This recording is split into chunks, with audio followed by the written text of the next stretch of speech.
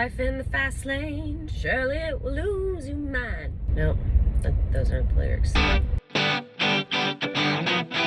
Welcome back, my beautiful nerds, to another edition of... Yes, that's right, it's a video on this little corner of the internet. Look at us! If you don't know, I'm Devin Lytle. I consider myself an internet dinosaur. I've been doing YouTube for... oh God, a gazillion, billions of years at this point. Today, I kind of wanted to discuss this idea of what role TikTok is playing in all of our lives. If you're like me and you've started to replace normal, quote unquote, normal entertainment with TikToking for multiple hours on end, then babe, this video, she's for you. The other day, I was at the doctor and they had to draw my blood, which is just kind of like, ew. I hate getting my blood taken, like absolutely despise it. The Devin of yesteryear would have freaked out. She would have put the tourniquet around my arm and I would have been like, okay, yeah, sure, fine. And then I would have left the doctor's office and made another appointment to come back. Being that I'm in my 30s and paying taxes, I thought, you know what, Devin, you're done with this. You need to get your blood drawn and you need to do it the day of. So I was about to get my blood drawn. All of a sudden, I was like, oh my God, I can just watch TikTok. I mean, she's gonna be in there, she's gonna be getting a tube or two. That'll be like 2 or 3 TikToks. I can do that. That's exactly what I did. I was able to check out like it's a Best Western. But then it occurred to me, am I using TikTok to numb myself? I mean, probably. And if so, is that bad? I spend about an hour and 38 minutes a day on average on TikTok. Now, at first glance, that may not sound like a lot, but I did the math. I know, it's very surprising that I do math, but I did for y'all. And I found out that is 528 hours a year, which equates to 22 days straight a year of TikTok. I also want to just compare these stats with my daily average on my phone, my screen time, just so you can kind of see the amount, the chunk that TikTok takes out of it. On average, I spend around 5 hours and 25 minutes a day on my phone. Now, I know what you may be thinking. Devin, you use your phone for work. Correct. The apps that take most of my attention are the apps that I use for work, aka Gmail and Instagram. So what is it about TikTok that draws my attention? There's dopamine hits, obviously. I think I could hit a whistle note. Watch this. That was a seagull. Because of TikTok's user interface where you log on and it just immediately confronts you with streams of content, you're never bored. By the way, there's a term for this. This is called the intermittent reward system. It's a term that describes a method to getting people addicted. It describes way more than that, but intermittent rewards is something that you'll find in video games, toxic relationships. If, for an example, you're in a cycle where you're constantly getting rewards, your brain knows how to predict when the rewards are coming, so it gets bored quickly. Whereas intermittent rewards, you're always tuned in, you're always engaged, because you never know when that next hit is gonna come. There's also another layer of this, which is anticipated connection. Because at the end of every day, Patrick and I save the TikToks that we have sent to each other, and before we go to sleep, we show them. We have like a little show and tell where we watch them together. Now, you guys, I'm so silly. I thought Patrick and I were special, different. No, come to find out, this is a very common trend for couples. Look, like, it's not me. Right now, researchers are playing with 2 different theories as to why people are so addicted to TikTok. Those 2 theories are called the STI and the SDT. Let's dive into them. The STI stands for social impact theory, the theory that examines the impact of a mass of people on a certain individual. This was developed before social media, and it theorizes that the strength of the message plus immediacy plus the number of sources dictate how something will become popular, versus the SDT theory, which is the self-determination theory. This is basically a theory that purports that a platform will become popular when it makes users feel competent, autonomous, and connected to others. Right now, we live in a time where we have so many questions about TikTok and its correlation with our mental health. But this paper that I read pointed out that there simply isn't enough qualitative research done just yet because TikTok is such a new app. In that paper, it theorizes that we cannot determine the true effect TikTok has on our mental health until we examine TikTok trends, the user experience, and why things spread across the platform. Also, how the UI makes the user feel. But this isn't answering my questions! Why am I using a virtual space to escape my reality? Peekaboo!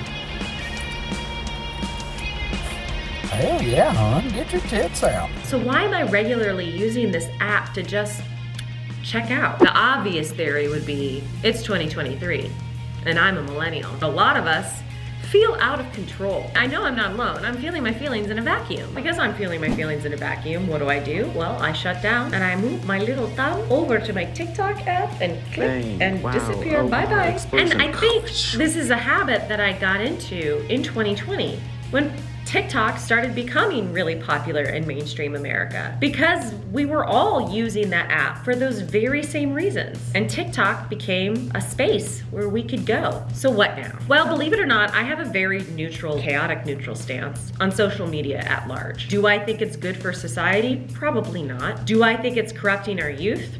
No. Do I think unregulated app usage is harming our society writ large? Abso-fucking-lutely. Am I worried about the implications social media may have on our mental health and the evolution of the human brain? Absolutely. I tend to think of social media as a mirror. I mean, we're the humans, we created it. What becomes popular on social media are the things that arouse us the most. And I don't mean arousal in the sexual sense. Ow. Or do I? The apps are literally programmed so that we stay on them longer.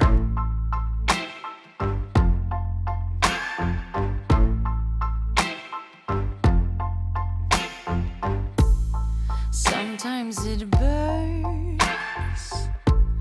Sometimes. So then I got to a point in my thinking where I started to discover this idea of a third space. People have always had a third space. So we have our first spaces, obviously home. We have second spaces, which are our workplaces. And then we have a third space. Now that could be a community center, a church, sometimes it's a gym for people. But these days in 2023, especially after the pandemic, third spaces are not as prevalent in our lives. They play a softer role, if you will. Third spaces or third places are a place where you can go and develop yourself. But because of the pandemic, I would theorize, and I'm only gonna speak for America because I don't know what social media interaction and that experience is like in other countries. During the pandemic in America, we all turned to TikTok as our third place, simply because our third place was shut down because of the quarantine. Following that thought process, I have determined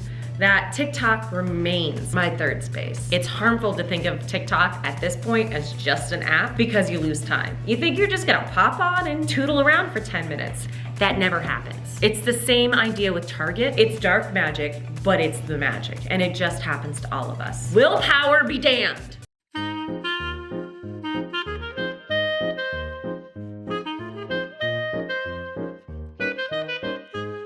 I'm battling with all these thoughts, I'm thinking about them. Is TikTok numbing me out? Am I only going there to escape? And I was really getting worried. I'm realizing my relationship with TikTok is changing. It's not a place where I go to check out and get lulls. Security breach at the White House. The mischievous perp was nabbed, but the Secret Service let him go. Why? Well, it was a toddler. Things are happening, and I can be numb, or I can be scared. Thus, the app had the opposite effect of me than I thought it initially had. Now, I know I'm going to the app to be distracted. And by the way, humans need distraction. Distraction is a skill that we use to turn the mind onto different, usually more positive things. Now, I also heard from Derek, who I was talking to about this video idea earlier this week. Distraction is a way to get children to go through with medical treatments and techniques. Derek, please insert yourself here. Tell the people. Children's hospitals across the United States, and I've been to a lot of them, have a fantastic way of administering medication to children. This could be anything from specialized equipment made for smaller bodies, made for children, to having two nurses come in to administer medication, one to play with the kid with like a stuffed animal or maybe even a video game or something, and the other one to administer the actual medication. This isn't a bad thing. If anything, it makes the experience of staying at the hospital for the child a lot less scary.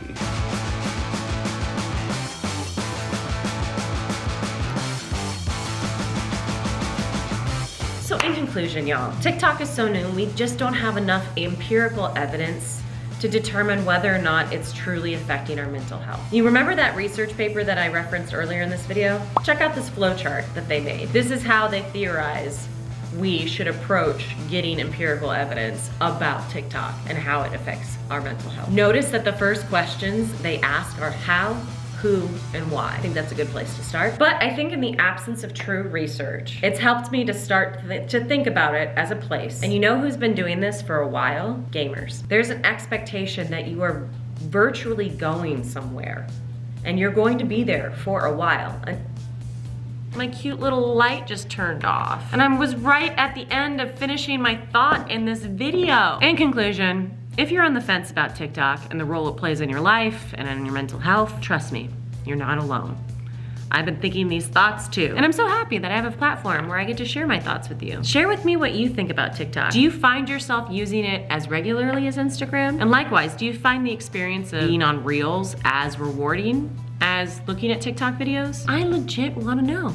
Let's have a little conversation about our feelings. All right, my loves, that's it for me. I'll see you next week.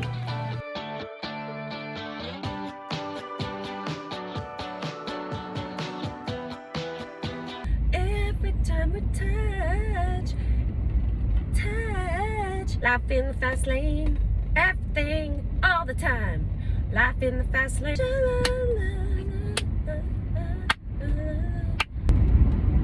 Probably should listen to some real music, huh?